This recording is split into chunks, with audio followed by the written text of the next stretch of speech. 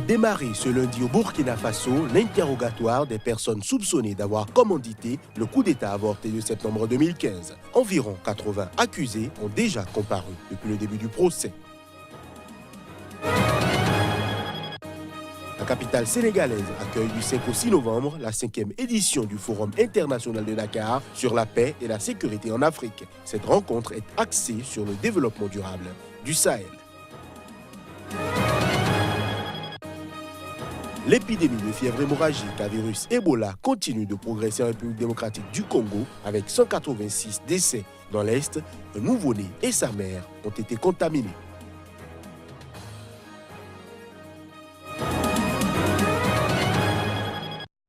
Voilà pour le sommaire de cette nouvelle session de l'information sur SICA. À toutes et à tous, bonjour et bienvenue. Démarrage ce lundi de l'interrogatoire des personnes présentées comme étant les cerveaux présumés du coup d'État avorté de septembre 2015 au Burkina Faso. Environ 80 accusés ont déjà comparu depuis le début du procès.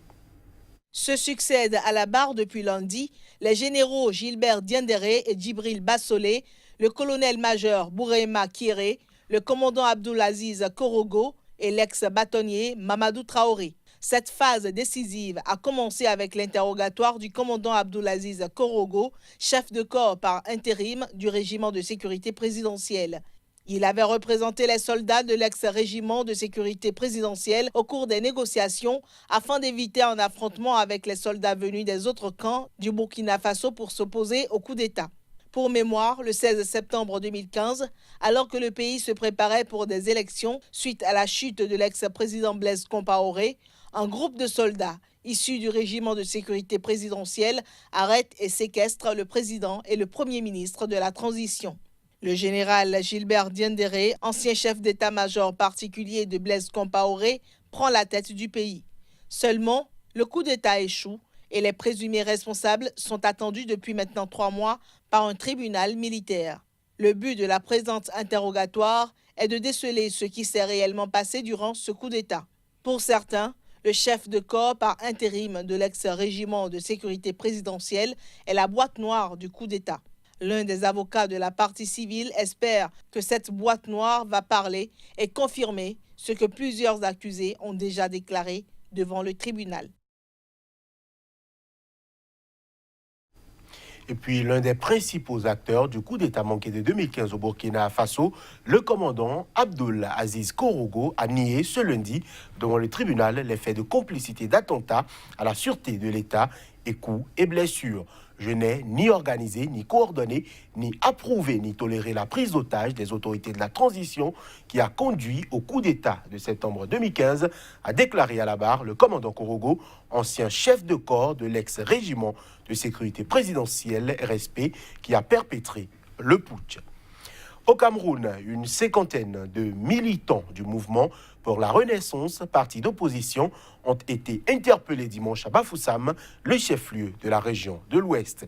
Les intéressés avaient répondu à l'appel à manifester lancé par l'opposant Maurice Kamto. Le président Paul Biya est de son côté investi pour un 7e mandat ce mardi, 36 ans jour pour jour après son arrivée au pouvoir. Environ 50 partisans de Maurice Kamto, candidat malheureux à la présidentielle du 7 octobre au Cameroun, ont été arrêtés dimanche à Bafoussam, dans l'ouest du pays. C'était lors de manifestations contestant la victoire du président sortant, Paul Biya. Des membres du MRC avaient annoncé qu'ils avaient l'intention de manifester dimanche à Bafoussam pour protester contre les résultats de la présidentielle qui ont donné la victoire au président Biya, au pouvoir depuis 36 années. Arrivé deuxième à la dernière présidentielle au Cameroun, Maurice Kamto conteste toujours les résultats publiés par le Conseil constitutionnel. Il a demandé à la communauté internationale le recomptage des voix. Le président Paul Biya, réélu pour un 7e mandat consécutif avec 71,28% des voix, prête serment ce mardi. Plusieurs manifestations des partisans de Kamto sont prévues mardi au Cameroun et à l'étranger. Dans le royaume africain de l'Eswatini, ancien Swaziland, qui abrite l'une des dernières monarchies absolues de la planète, la fille du roi Mswati III a été nommée ministre de l'Information lors du tout dernier remaniement. À 31 ans, la princesse Sikaniso Dlamini sera en charge des médias, des communications et des technologies dans le gouvernement de 19 membres annoncé en début de week-end écoulé par le nouveau Premier ministre Ambrose Dlamini. La fille du roi Mswati III du petit royaume africain de l'Eswatini, l'ancien Swaziland, a été nommée ministre de l'Information. La princesse Sikaniso Dlamini, 31 ans, sera en charge des médias, des communications et des technologies.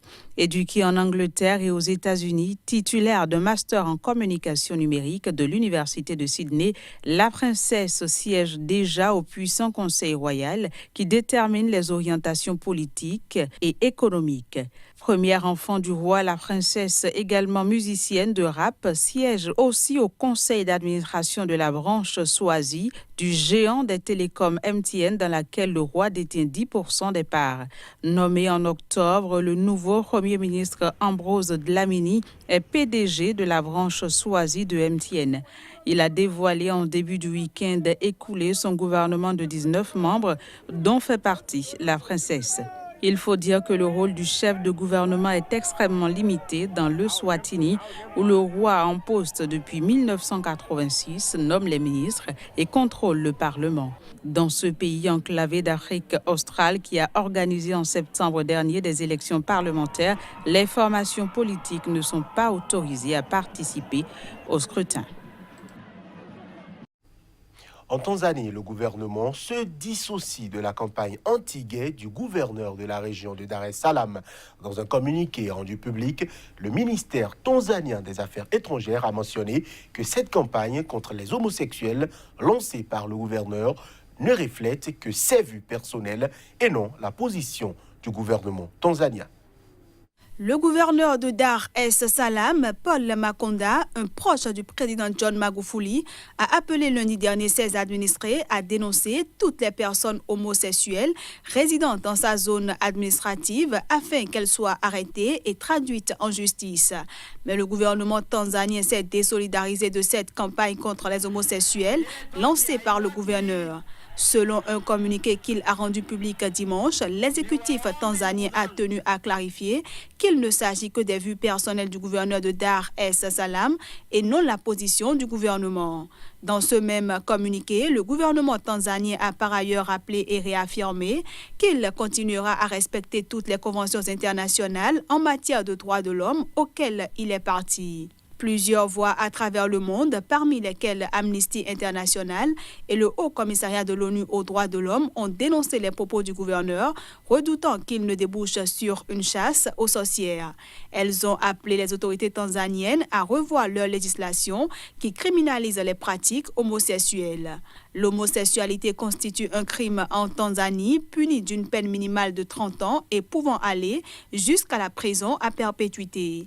La société tanzanienne ne tolère pas l'homosexualité qui est ainsi pratiquée en cachette.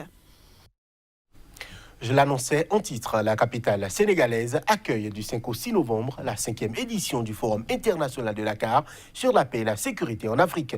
Cette rencontre est axée sur le développement durable du Sahel. Plus de précisions à travers ces images. Le 5e Forum international de Dakar sur la paix et la sécurité s'est ouvert lundi au Centre international de conférence Abdou Diouf de Diamniadio. Les présidents de la République du Sénégal, Macky Sall, et de la Gambie, Adama Barrow, ont procédé à l'ouverture des travaux. Il appartient aux experts, militaires et diplomates de nous dire ce qui ne va pas. C'est pareil en RCA, c'est pareil en RDC. Depuis 1960, l'ONU est au Congo.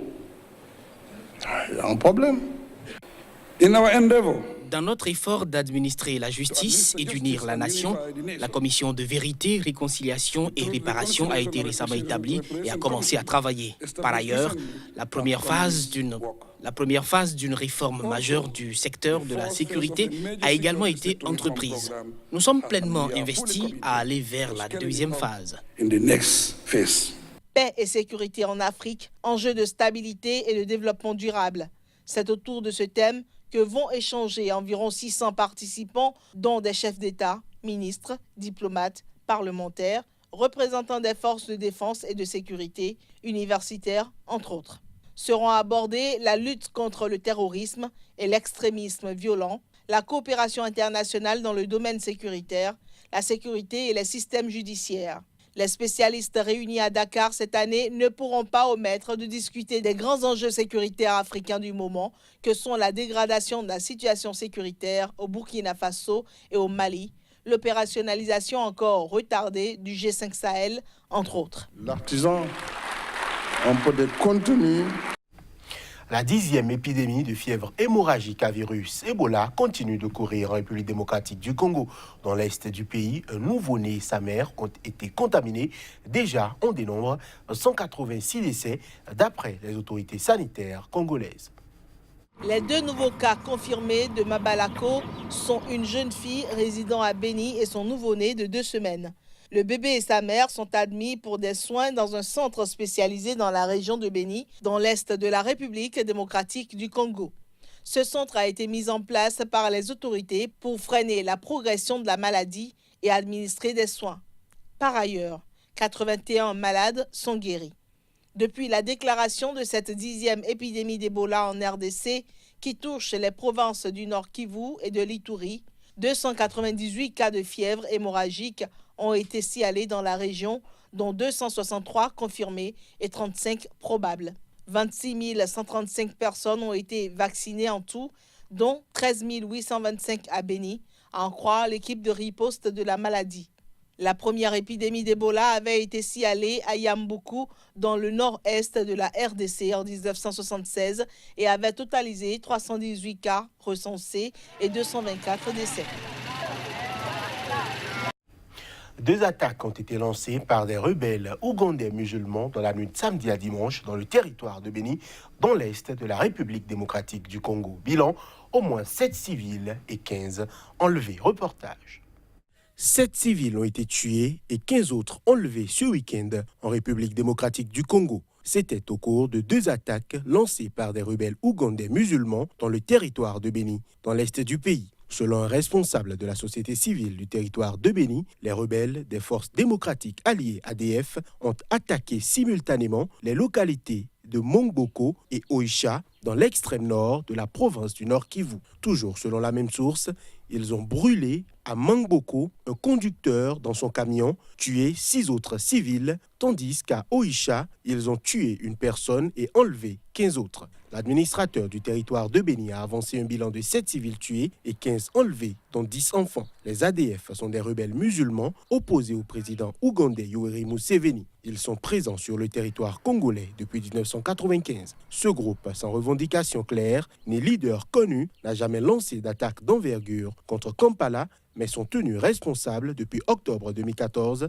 d'une série de massacres contre des civils dans la ville et le territoire de Béni, avec un bilan de plusieurs centaines de morts. Ces rebelles sont également tenus responsables de la mort de 15 casques bleus tanzaniens au cours d'une attaque d'une base de la mission de l'ONU en RD Congo en décembre 2017 à Semuliki, plus à l'est, vers la frontière avec l'Ouganda.